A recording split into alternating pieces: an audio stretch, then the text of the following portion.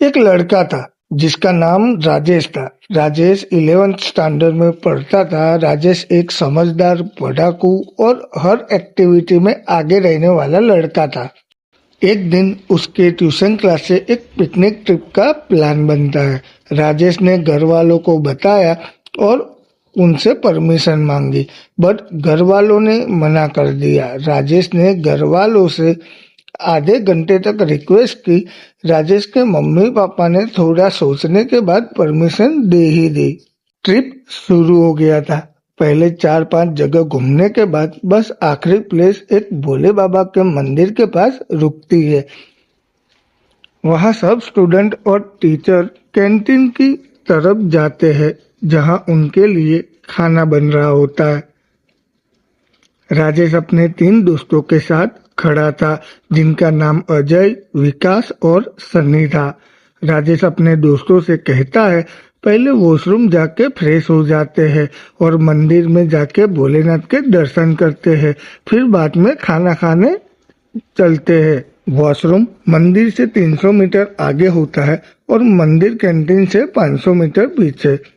वो सब फ्रेश होने के लिए चले जाते हैं, फिर वापस मंदिर में आके दर्शन करते हैं और खाना खाने की जगह लौट जाते हैं।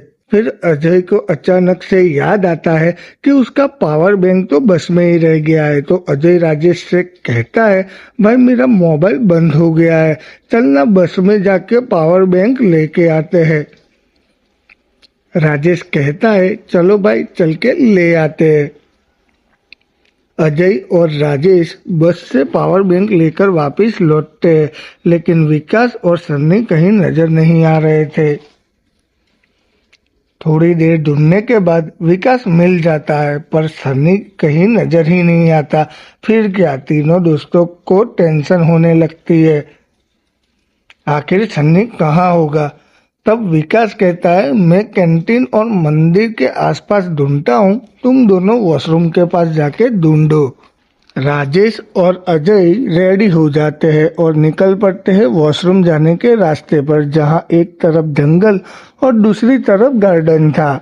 मंदिर तक पहुँचते ही बिजली चली जाती है, हर तरफ घना अंधेरा छा जाता है। राजेश अपना मोबाइल टॉर्च जलाता है, फिर वॉशरूम की ओर आगे बढ़ते हैं, लेकिन अचानक टॉर्च बंद हो जाती है और मोबाइल भी स्विच ऑफ हो जाता है।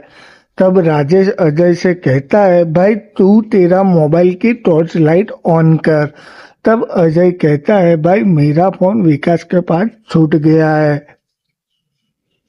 इतने में गार्डन के एक बड़े से पेड़ के पास कोई परछाई सी नजर आती है। अजय कहता है, शायद वो सन्नी है, लेकिन राजेश मना करता है, ना भाई लाइट नहीं है, ये जगह अनजान है और बहुत ही अजीब है। फिर भी राजेश ने सन्नी को आवाज लगाई, लेकिन कोई जवाब नहीं आता है। तो राजेश अजय से कहता है, चुपचाप वॉशरूम की तरफ ढूंढ के वापिस चले जाएंगे।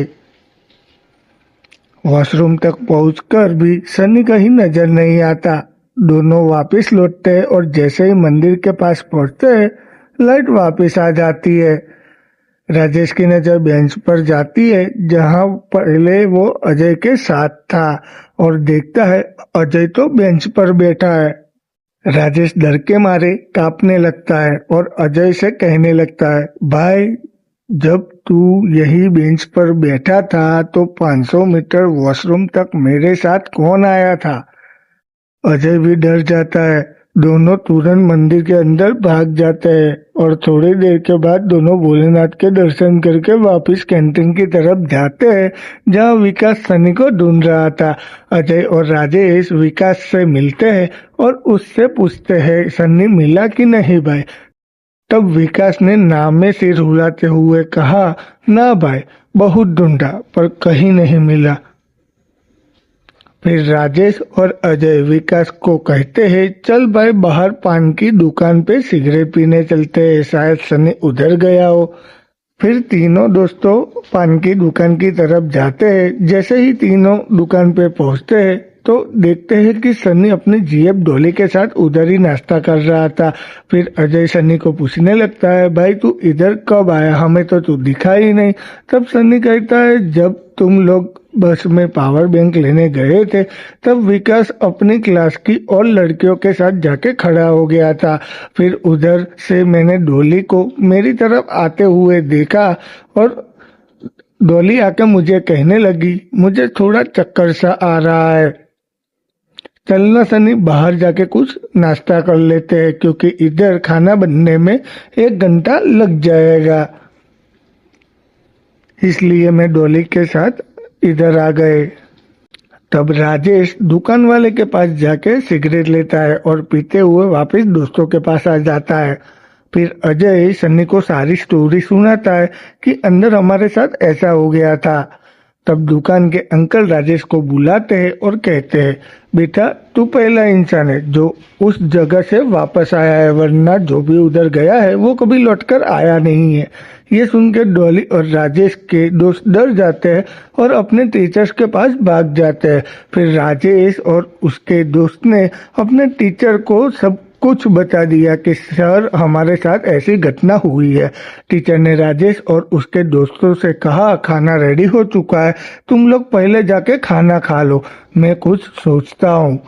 फिर टीचर अपने स्टाफ के और टीचर से मिलते हैं और राजेश की स्टोरी सुनाने लगते हैं। फिर सारे टीचर सोचते हैं कि बच्चों की सेफ्टी के लिए इधर से जल्द निकलना होगा।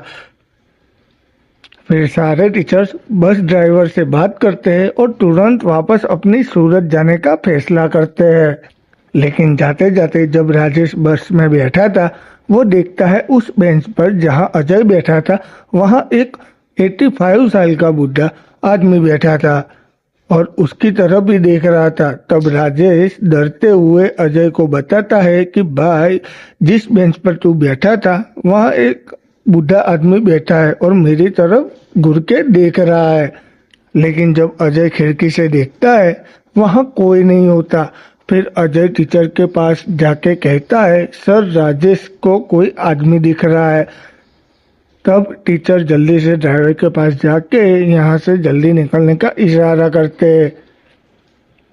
अब बस उस जगह से निकल गई थी और राजेश भी थक के सो गया था। 6-7 घंटे के बाद बस सूरत पहुंच जाती है और सब बच्चे अपने मम्मी पापा के साथ घर चले जाते हैं। तो क्या सच में राजेश के साथ कुछ पैरानॉर्मल एक्टिविटी हुई थी? और वो कौन था जो 500 मीटर उसके साथ चला था? ऐसा ही सस्पेंस भरी कहानियों के लिए चैनल को सब्सक्राइब करें और पार्ट 2 को मिस ना करें।